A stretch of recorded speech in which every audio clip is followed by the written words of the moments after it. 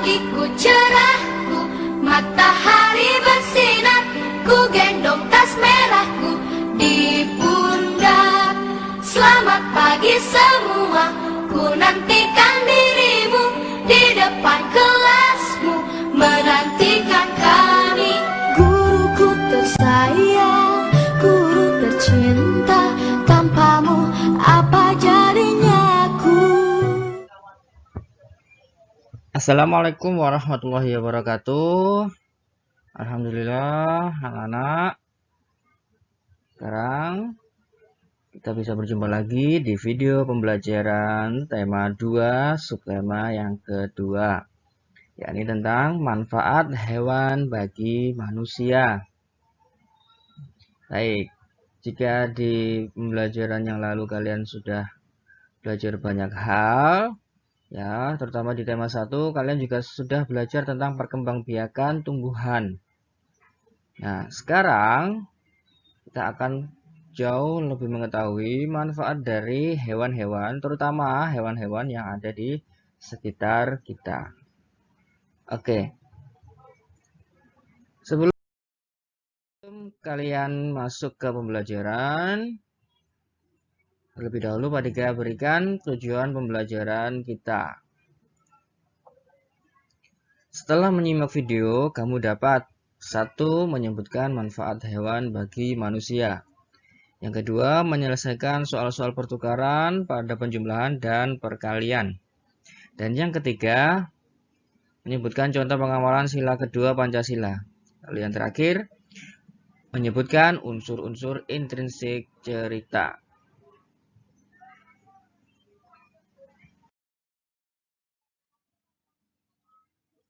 Nah, yang pertama, manfaat hewan bagi manusia sebagai alat transportasi. Yang kedua, sebagai bahan pakaian. Yang ketiga, sebagai bahan obat-obatan. Yang keempat, sebagai makanan. Dan yang kelima, sebagai penghasil tenaga. Transportasi di masa kini sudah jarang ya kita temui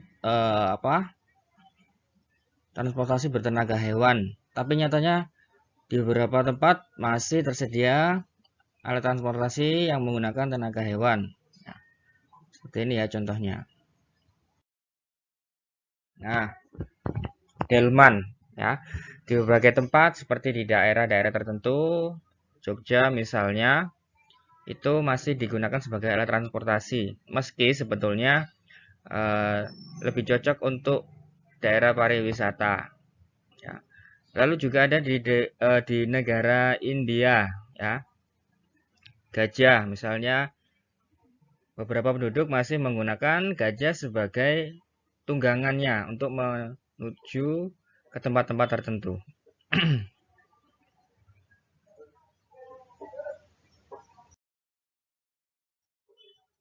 Nah, berikutnya sebagai bahan pakaian. Oke. Nah, untuk yang pertama ini hewan domba ya. Nah, ini domba. Domba itu bisa diambil bulunya ya. Bulunya itu nanti bisa digunakan sebagai bahan pakaian ya. Domba bulunya bisa digunakan sebagai benang wol dan sebagainya ya. Nah, lalu yang kedua ini hewan yang mungkin sebagian orang menganggapnya hewan yang menjijikkan ya, tapi siapa sangka ternyata hewan ini ya bisa menghasilkan sebuah kain ya, sebuah kain yang nilainya bahkan bisa sampai jutaan rupiah. Wow, luar biasa kan? Nah, ini disebut dengan ulat sutra. Nah, ulat sutra ini dibudidayakan untuk nantinya bisa diambil bagian tubuhnya ya. Ketika nanti dia menjadi kepompong ya, dia akan diambil dan bisa dipintal menjadi kain sutra yang bernilai ekonomis atau bisa diperjualbelikan. Lalu yang ketiga, sebagai bahan obat-obatan. Nah, banyak yang belum tahu bahwa cula badak itu banyak khasiatnya, ya. Seperti menambah stamina. Nah, stamina itu seperti daya tahan atau energi seseorang. Nah, jadi karena banyak manfaatnya, akhirnya badak diburu dan diambil culanya, ya, atau tanduknya itu. Nah, tanduknya diambil, dipotong dalam keadaan badaknya masih hidup, ya. Dipotong dan akhirnya dimanfaatkan, disalahgunakan oleh manusia. Lalu, ini kalian tahu ini apa? Ini adalah sirip hiu, ya. Sirip hiu sekarang malah juga diperjualbelikan sebagai selain obat-obatan juga sebagai makanan, ya. Padahal sebetulnya itu ilegal, ya. Itu dilarang. Nah, itu juga sebagai bahan-bahan obat-obatan, ya. Untuk menyembuhkan berbagai macam penyakit. Nah, sebetulnya sekarang kita sudah tahu, ya, siapa predator paling mematikan di muka bumi. Ya, bukan singa, bukan harimau. Siapa? Ya, predator mematikan, yang paling mematikan di muka bumi adalah manusia. Ya. Karena ulah manusia, alam sering, ya, bergejolak atau terjadi banyak bencana karena juga akibat dari ulah atau tangan-tangan jahil manusia.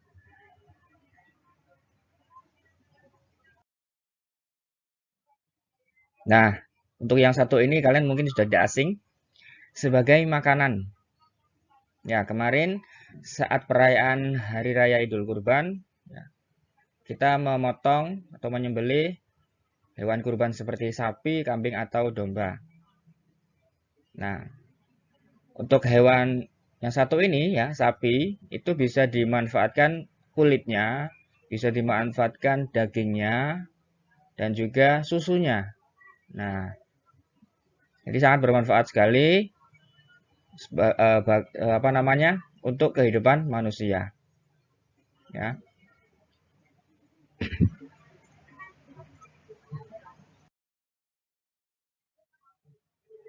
Nah, ini contoh lainnya yaitu sebagai penghasil tenaga, ya.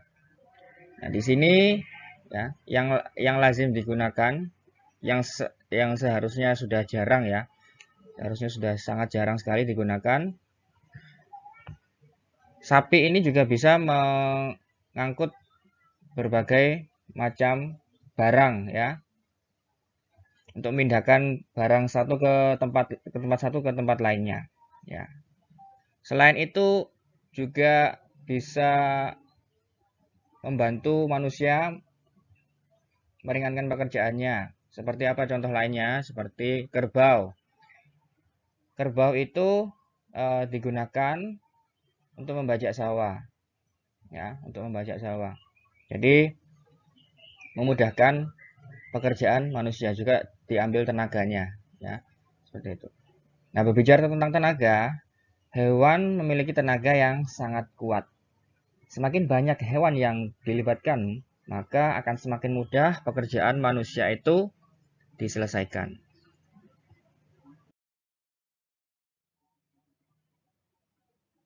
Nah, sekarang kita bahas lagi tentang sifat komutatif atau pertukaran dalam penjumlahan.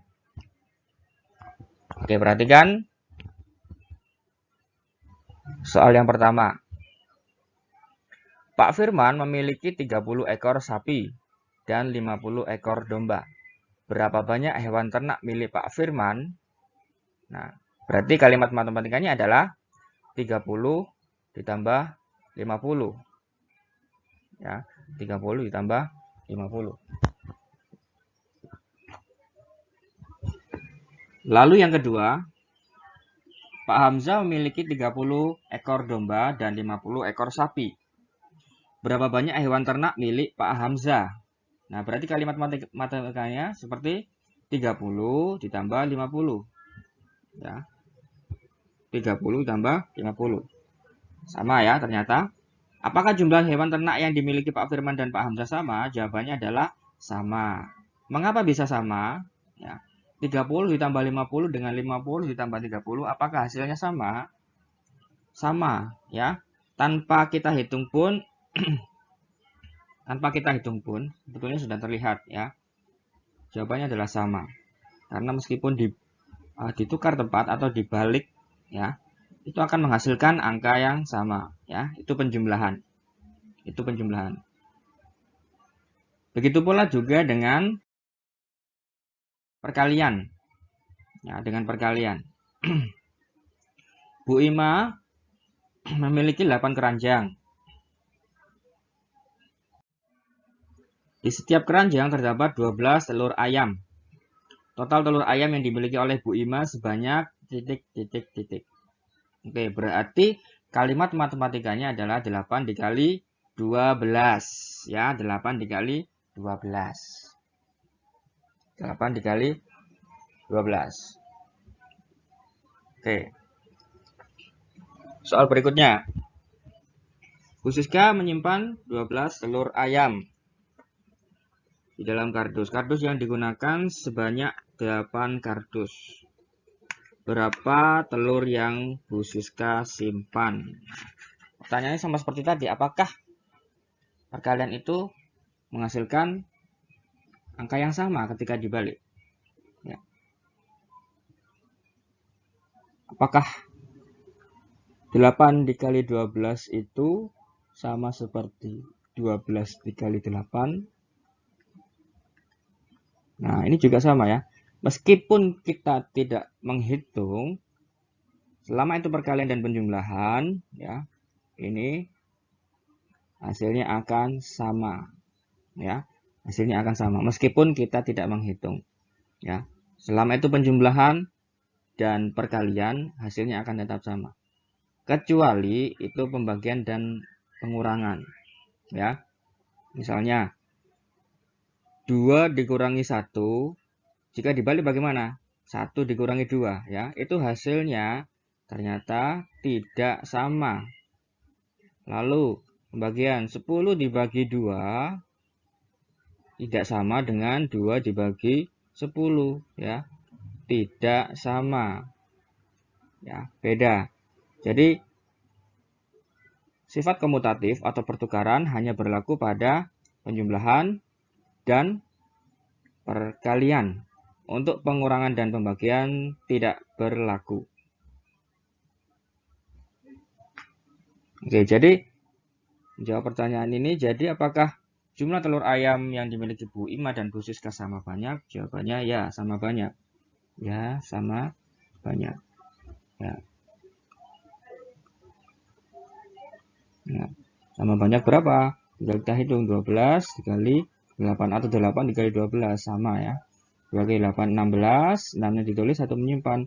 1 kali 8 8 ditambah 1 96. 96 telur. Oke, seperti itu ya.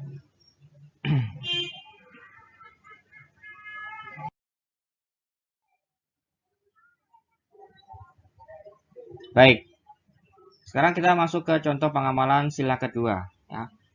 Di tema sebelumnya kalian sudah belajar banyak tentang pengamalan sila pertama yang berbunyi ketuhanan yang Maha Esa dan dilambangkan dengan bintang emas. Sila kedua berbunyi kemanusiaan yang adil dan beradab dan dilambangkan dengan rantai emas. Ya.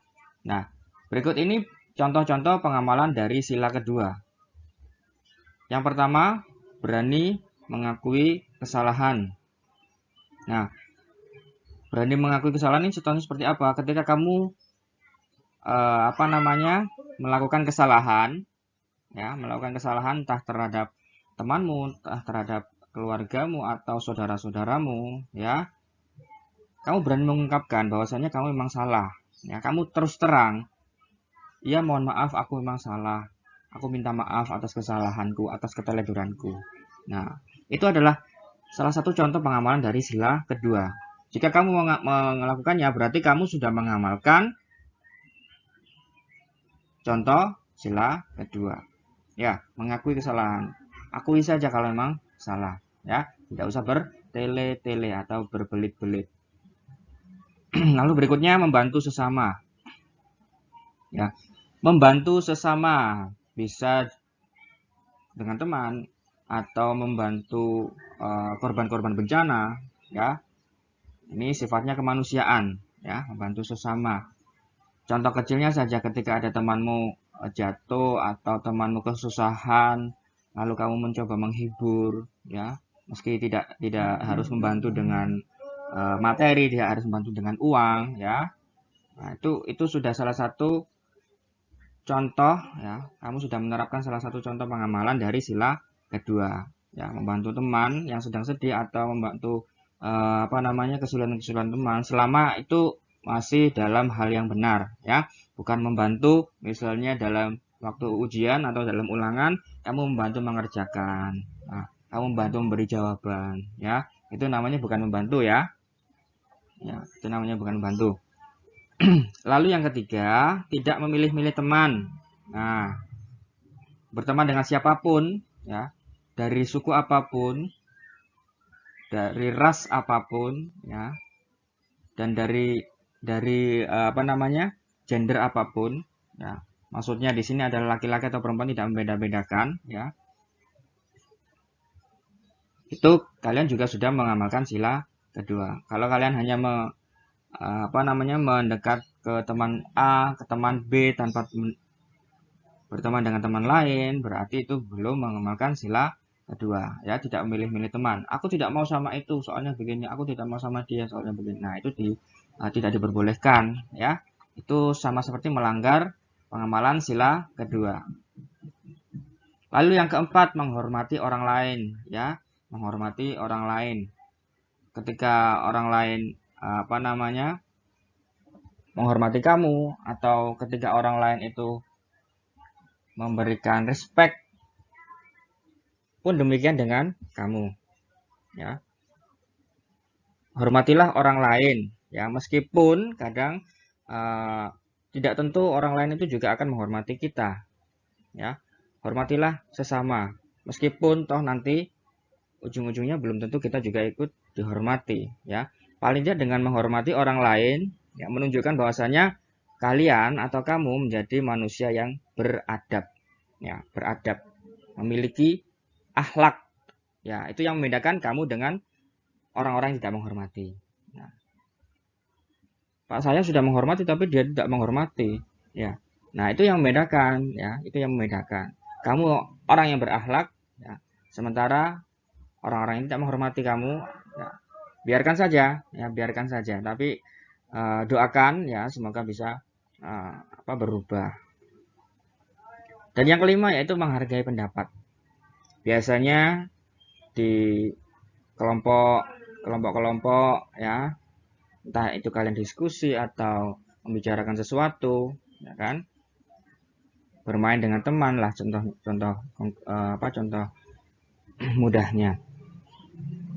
Kamu tidak setuju dengan pendapat temanmu, ya, kamu setujunya dengan pendapatmu sendiri. Nah, berdebat akhirnya panjang dan sampai akhirnya bertengkar. Nah, ya kan, itu juga melanggar sila kedua, ya.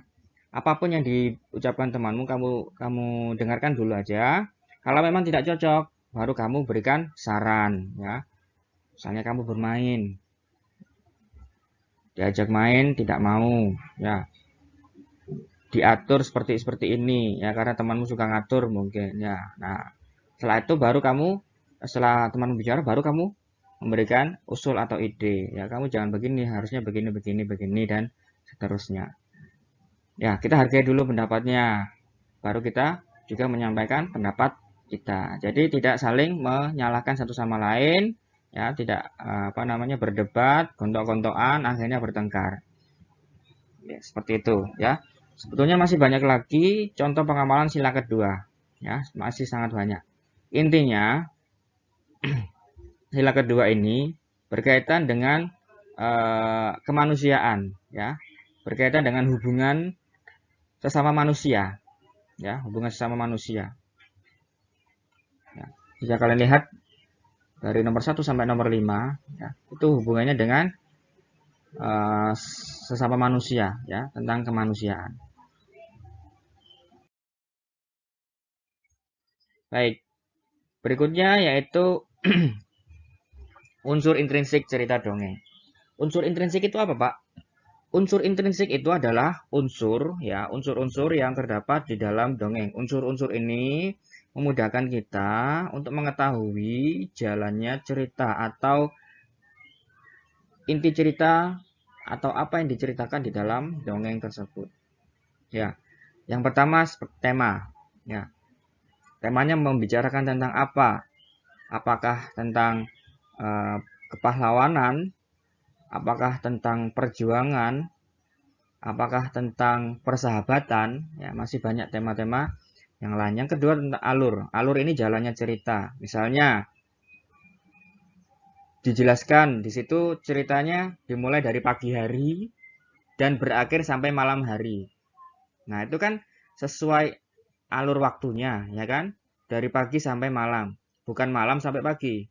Ya, maksudnya dari jam 7 pagi hari Senin misalnya, hari Senin jam 7 pagi ceritanya berakhir sampai hari Senin malam. Bukan sebaliknya, bukan Senin malam terus berakhir sampai Senin pagi di hari yang sama. Jadi kalau ceritanya maju, nah, sesuai urutannya berarti itu disebut alur maju. Senin pagi diceritakan sampai Senin malam, itu maju. Sedangkan kebalikannya adalah alur mundur, dimulai dari akhir. Nah, akhir ceritanya dari malam hari misalnya. Dari malam hari terus dia mengingat-ingat, aku tadi pagi melakukan hal ini. Tapi dia menceritakannya pada malam hari. Ya. Jadi dia misalnya mengingat hal-hal masa lalu, ya, hal-hal masa lalu. Misalnya sekarang jam 7 malam ya, jam 7 malam, terus dia menceritakan, aku tadi pagi makan ini, lalu aku beraktivitas belajar dan aku juga bermain, menonton televisi dan juga mengerjakan tugas. Sampai sorenya aku ada kegiatan mengaji dan pada malam hari ini aku tinggal mengulang pembelajaran. Nah, dia mengingat kejadian yang sudah dia alami. Nah, itu namanya flashback atau mundur, ya. Jadi ceritanya mundur. Nah, itu namanya alur mundur, mengingat hal-hal atau masa lalunya. Nah, jadi 1 detik atau 2 detik itu sudah termasuk masa lalu. 1 detik yang lalu itu sudah termasuk masa lalu. Nah, dia menceritakan hal-hal yang sudah ia lewati sebelumnya. Lalu yang ketiga, penokohan. Nah, ini juga sudah dijelaskan di videonya Teacher Mirta yang kemarin. Penokohan ada 3 macam, ya. Yang pertama yaitu antagonis. Antagonis itu tokoh yang terdapat di dalam cerita dan wataknya atau sifatnya itu diceritakan jahat. Lalu lawannya antagonis yaitu protagonis. Protagonis kebalikannya, ya. Tokoh yang terdapat di dalam cerita dan di dalam ceritanya tersebut wataknya atau sifatnya itu diceritakan baik, ya, lawannya jahat. Protagonis itu tokoh yang bersifat baik. Dan yang ketiga adalah tritagonis. Tritagonis itu tokoh penengah, ya, tokoh penengah. Jadi tokoh pembantu yang ada di dalam cerita. Nah, ingat-ingat ada 3, antagonis, protagonis, tritagonis. Yang keempat yaitu latar atau setting. Latar atau setting. Nah, latar atau setting ini ada beberapa macam, ya. Ada latar tempat. Latar, singkat L, tempat. Latar tempat. Nah, diceritakan latarnya di situ di mana. Oh, ceritanya di situ adalah di daerah perkampungan misalnya. Lalu yang kedua, latar waktu. Kapan cerita itu atau dongeng itu ceritanya hanya pada dahulu kala. Nah, berarti tidak diceritakan secara spesifik, secara lengkap ya, kapan waktunya. Atau mungkin ada waktu seperti ini, pada pagi hari. Nah, berarti waktunya adalah pagi hari misalnya. Pagi. Lalu satu lagi ada latar suasana. Suasana ceritanya bagaimana? Apakah di situ menyenangkan atau menyedihkan atau menyeramkan begitu? Nah, di dalam cerita itu suasana seperti apa? Nah, itu ada beberapa hal yang bisa dijadikan sebagai latar suasana. Lalu yang kelima adalah amanat. Amanat ini adalah pesan yang terkandung di dalam cerita. Maksudnya bagaimana? Jadi setiap cerita dongeng itu biasanya mengandung yang namanya pesan. Nah, misalnya kamu tahu tentang dongeng apa? Bawang merah dan bawang putih misalnya. Nah, di akhir cerita itu biasanya terdapat pesan. Atau kalau tidak di akhir cerita, di keseluruhan cerita bawang merah dan bawang putih. Ya, diceritakan bawang merah adalah tokoh antagonis ya atau jahat.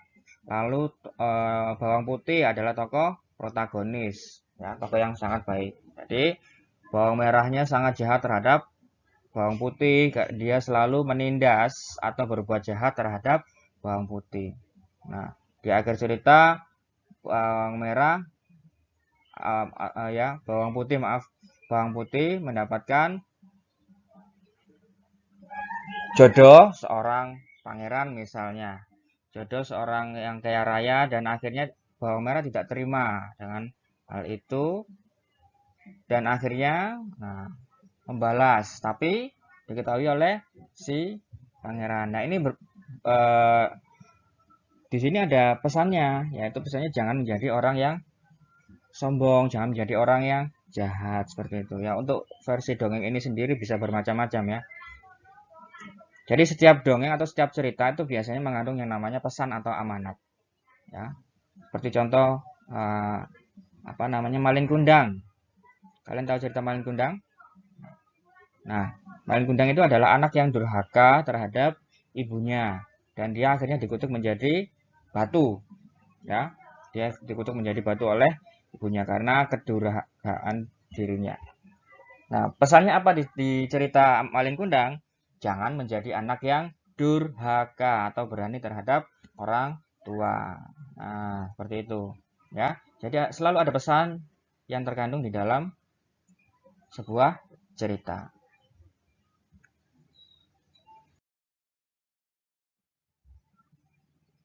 Oke, sekarang kita simak bersama-sama contoh dongeng ya. Contoh dongeng semut dan belalang. Perhatikan baik-baik.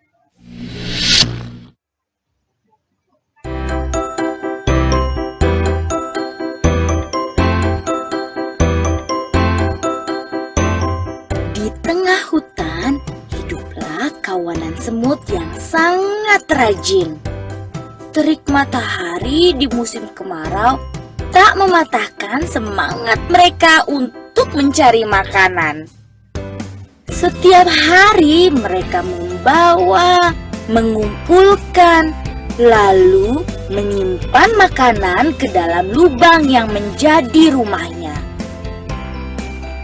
Berbeda dengan kawanan semut yang rajin, tetangga mereka si belalang malah asik menikmati musim kemarau dengan bermalas-malasan.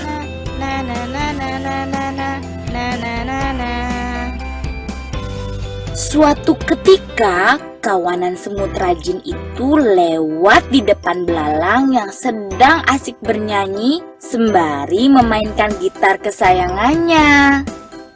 Hai semut, apa yang sedang kalian lakukan? Kami sedang mengumpulkan makanan untuk persiapan musim hujan. Ah, buat apa? Musim hujan kan masih lama. Lebih baik bersantai dahulu. Ayo sini, bernyanyi bersamaku. Semut tidak memedulikan perkataan belalang. Mereka kemudian berlalu meninggalkannya.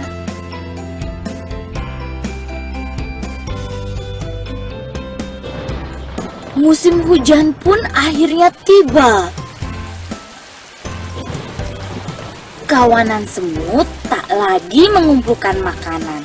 Mereka duduk nyaman di dalam rumah yang hangat sambil menikmati makanan yang berlimpah. Sementara itu, tetangga mereka, si belalang, hanya bisa diam menyesali nasibnya karena tidak memiliki makanan sedikit pun. Ia sedih dan kelaparan. Saat belalang terbaring lemah tak berdaya, datanglah kawanan semut ke rumahnya. Hai belalang, kami membawakan banyak makanan untukmu. Belalang terkejut dengan kedatangan kawanan semut baik hati tersebut. Apalagi mereka membawakannya makanan yang lumayan banyak. Terima kasih ya semut. Aku berjanji esok akan giat bekerja dan tak bermalas-malasan lagi. Sudah, tak usah bersedih. Ayo, kita makan bersama. Begitulah cerita kawanan semut yang rajin, baik hati serta suka berbagi, dan si belalang yang menyadari bahwa kemalasan akan merugikan diri sendiri.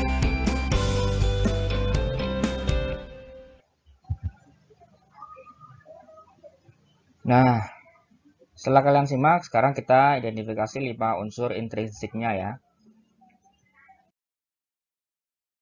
Baik, unsur intrinsik yang pertama yaitu temanya ya. Temanya tentang persahabatan.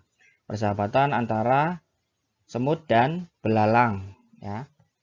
Lalu yang kedua yaitu alurnya. Nah, alurnya yaitu maju. Kenapa maju? Karena dia menceritakan yang akan datang.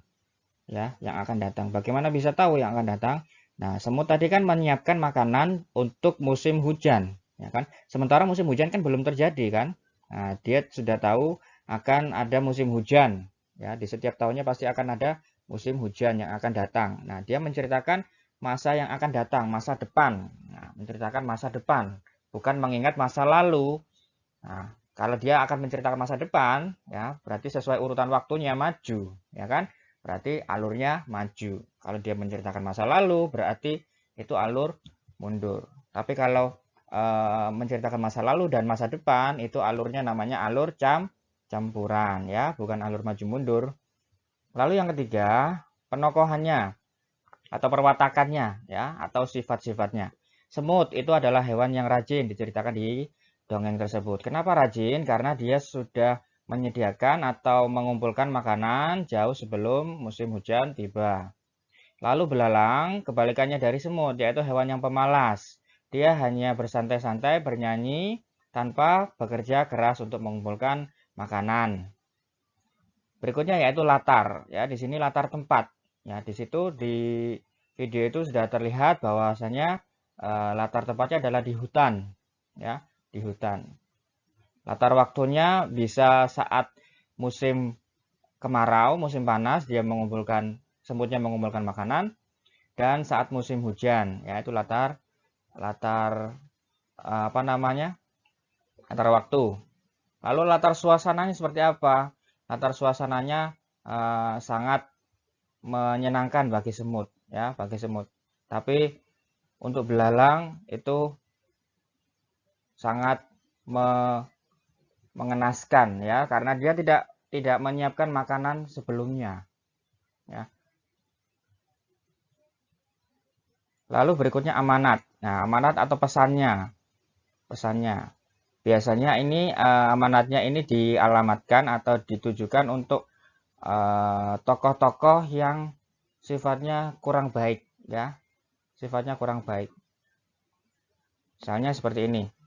Amanat dari cerita ini yaitu jangan suka meremehkan dan jangan suka bermalas-malasan. Nah, ini untuk siapa sih? Pesannya untuk siapa ini? Pesannya memang untuk pembaca, untuk kita, supaya tidak menirukan tokoh yang ada di dalam cerita, ya. Nah, tokoh yang ada di dalam cerita yang meremehkan dan bermalas-malasan siapa? Belalang. Nah, biasanya amanat itu diambil dari tokoh-tokoh yang bersifat kurang baik atau memberikan contoh yang tidak baik. Nah, contoh-contoh yang tidak baik itu biasanya diambil sebagai amanat atau pesan yang terkandung di dalam sebuah cerita. Oke. Nah, cukup sekian dulu pembelajaran subtema 2 kita. Semoga bisa membawa manfaat dan membawa berkah bagi kita semua. Amin. Ya. Terima kasih. Akhiri, wassalamualaikum warahmatullahi wabarakatuh.